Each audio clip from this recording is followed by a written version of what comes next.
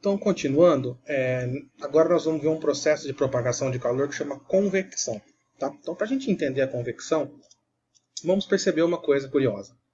Os líquidos e os gases, que nós chamamos, né, de fluidos, então fluido é qualquer coisa líquida ou gasosa, tá? Então eu vou generalizar. Os fluidos, de forma geral, quando você aquece eles aumentam o seu volume, por causa da dilatação, né? Quando você esquenta um corpo, ele se dilata, né, e ele aumenta o volume. Só que esse aumento de volume acontece sem aumento de massa.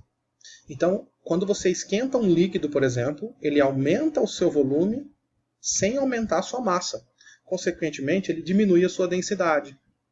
E o que acontece? Esse líquido que fica menos denso tende a subir.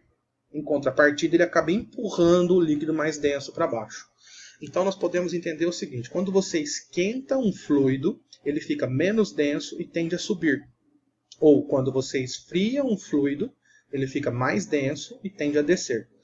Então, quando eu esquentar um líquido ou um gás, eles tendem a realizar esses movimentos verticais. Então, é como se fosse uma condução na vertical, porque eles acabam levando a energia para cima. Eles acabam levando o calor para cima, né? Então, de certa maneira, é um processo de propagação de calor. Tá? Então, nós vamos entender que convecção é um fenômeno restrito a líquidos e gases. Esquentei, eles tendem a subir. Esfriei, eles tendem a descer.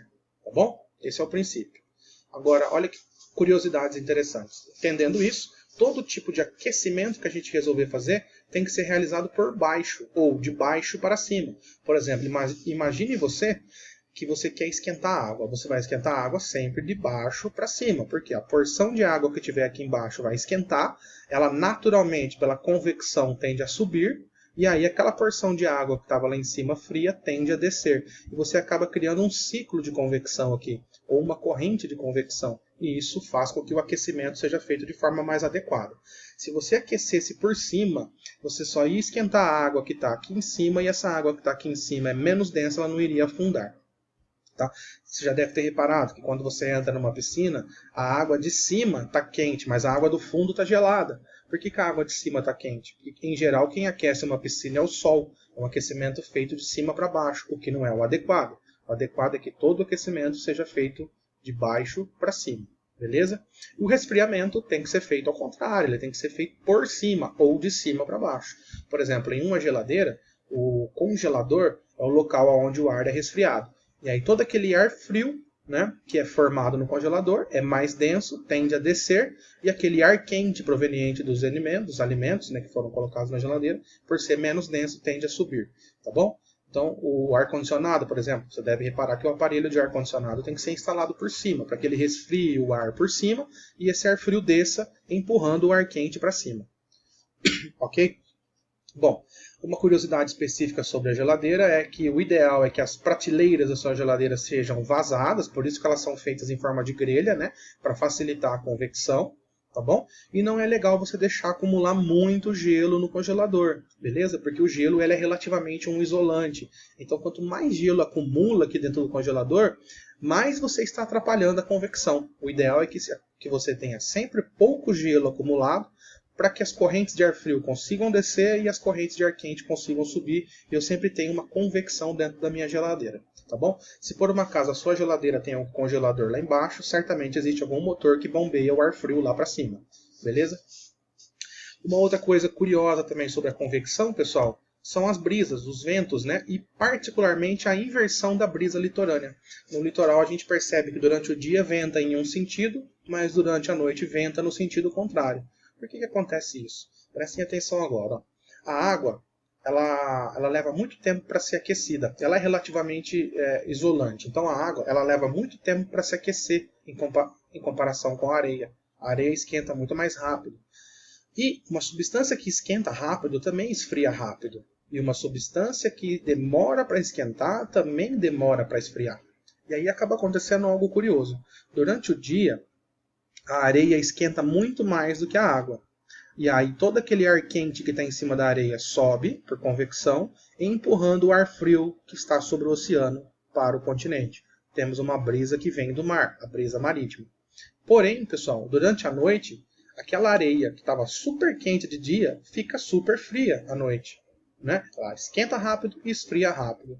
E durante a noite, nós temos que a água passou o dia todo absorvendo energia térmica, ela vai passar a noite toda liberando essa energia térmica. Então, por incrível que pareça, durante a noite, a fonte de calor é aquela porção de água que ficou acumulando energia o dia todo. Aí aquela água acaba ficando relativamente mais quente do que a Terra, e aí o ar que está em cima do oceano acaba ficando mais quente e subindo, empurrando o ar que está no continente para o mar. É a brisa que venta do continente, ou seja, a brisa terrestre. Isso é conhecido como efeito termorregulador da água, tá bom? A água, ela é fundamental para regular a temperatura da nossa noite. As nossas noites só não são mais frias porque nós temos muita água aqui no nosso país, nós temos muita água aqui na nossa região, certamente na região onde você está, que você mora, que você está assistindo esse vídeo. A água, ela passa o dia todo absorvendo energia, absorvendo calor, porém ela passa a noite toda liberando esse calor. Então, durante a noite, a nossa fonte de calor fundamental é a água, ok? Você pode reparar que nos desertos faz 50 graus de dia, menos 50 à noite. Por quê? Porque não tem água, não tem quem faça esse efeito termorregulador. Então, uma região que é deserta, quando você não tem água, você não tem aquela substância que vai acumular a energia durante o dia para liberar essa energia durante a noite. Ok? Aliás, já aproveitando essa discussão, pessoal, qualquer vento que você sentir, qualquer movimentação atmosférica é fruto da convecção. A gente sabe que todo o ar que envolve o planeta Terra, que é a atmosfera, ela está em diferentes temperaturas, né? Porque envolve todo o nosso planeta. Então, essas diferentes temperaturas que o ar se encontra causam as correntes de convecção, os ventos, as frentes frias, né? E por aí vai. As frentes de ar quente, né? A movimentação das massas de ar. Beleza?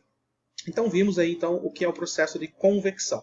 E agora vamos falar de um terceiro processo, que é o processo chamado de irradiação. Tá bom, pessoal? Todos os corpos emitem radiações eletromagnéticas. Todos. E esse conjunto de radiações eletromagnéticas emitidas por um corpo é o que nós chamaremos de irradiação. Todos os corpos estão irradiando energia. Por exemplo, nós mesmos, né? Nós somos uma fonte de ondas eletromagnéticas, principalmente de radiações infravermelho. Vocês sabem muito bem disso. Nós somos uma fonte abundante de radiação infravermelha, né? Portanto, nós estamos irradiando energia. E essa energia irradiada, ela também pode ser absorvida. Do mesmo jeito que você está emitindo radiação infravermelha, você também está absorvendo radiação infravermelha. Por exemplo, as radiações que vêm do Sol. E isso faz com que esse tipo de conceito também seja entendido como uma propagação de calor. O calor ele é irradiado pelos corpos, né, na forma de ondas eletromagnéticas. Beleza? Então, a irradiação também tem que ser considerada um processo de propagação. Tá? E como ela é fruto de ondas eletromagnéticas, acontece algo muito curioso. Eu não escrevi, mas eu vou citar agora para você, tá, pessoal? Você deve se lembrar lá das suas aulas de ondulatória, que as ondas eletromagnéticas conseguem se propagar no vácuo. Ou seja, quando um corpo irradia ondas eletromagnéticas, ele está emitindo radiações, né? Ele está irradiando, essas radiações conseguem atravessar o vácuo. Inclusive, é dessa forma que a radiação solar chega na Terra. E é dessa forma que o calor do Sol chega na Terra. Porque entre o Sol e a Terra nós não temos matéria, nós temos 150 milhões de quilômetros de vácuo. Ou seja, não há nada entre o Sol e a Terra, em termos de matéria. Então a única maneira da energia do Sol chegar na Terra é por meio das radiações. Ou seja, nós dizemos que o Sol está irradiando ondas eletromagnéticas e essas ondas eletromagnéticas estão atingindo a Terra. E para nós, seres humanos, elas são entendidas como ondas de calor, porque elas acabam, né, sendo absorvidas pelo nosso corpo e nós entendemos como um calor. É o comum você sair exposto ao sol e falar sobre o calor solar. Só que ele não é por condução e nem por convecção. O calor solar, entre aspas, ele vem por meio de irradiação. Tudo bem?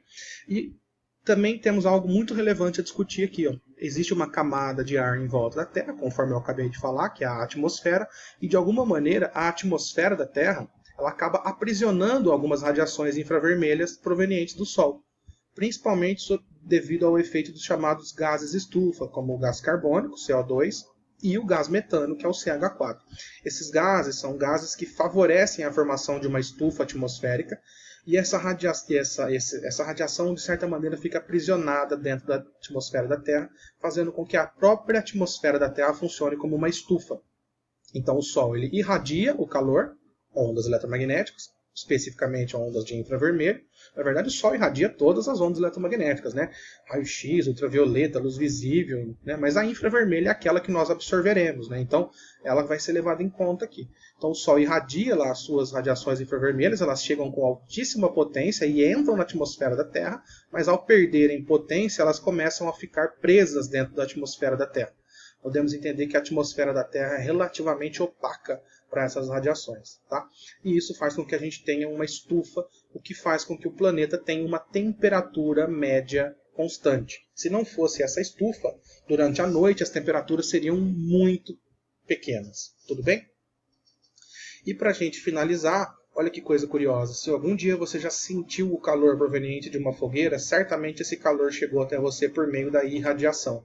Por quê? Condução não é, porque todo o ar que está aqui entre a fogueira e a sua mão, ele esquenta e sobe por causa da convecção. Ou seja, se você já sentiu o calor à distância de uma fogueira, por exemplo, certamente essa energia atingiu você por meio de ondas eletromagnéticas. Ou seja, a fogueira estava irradiando calor e você absorveu esse calor por meio dessa irradiação.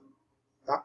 E para finalizar, um dispositivo muito famoso e muito cobrado nos vestibulares, que envolve o conceito de propagação de calor, é a famosa garrafa térmica, aquela que você usa para guardar café, chá ou para colocar água gelada, o vaso de Dewar, que foi inventada pelo inglês James Dewar, em Londres.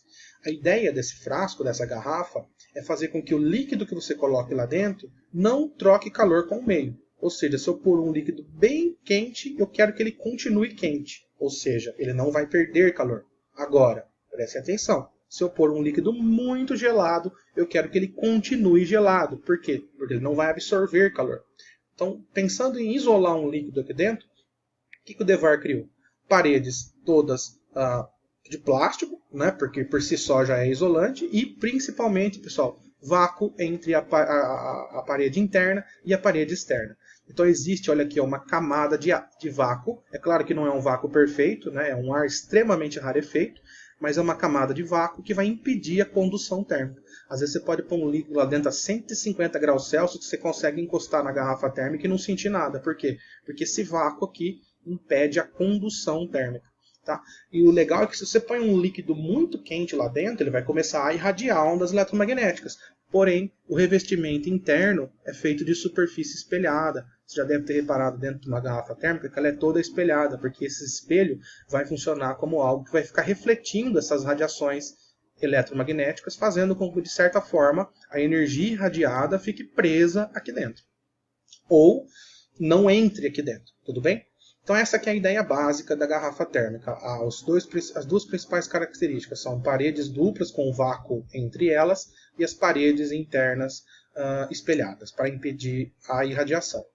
Tudo bem, pessoal? Então essa aqui é a ideia. Falamos um pouco aí breve sobre os processos de propagação do calor. Vimos então que o calor pode se propagar por condução nos sólidos, por convecção nos gases e líquidos, e por irradiação, que é uma característica inerente a todos os corpos. Beleza? Então, obrigado pela sua atenção e até mais.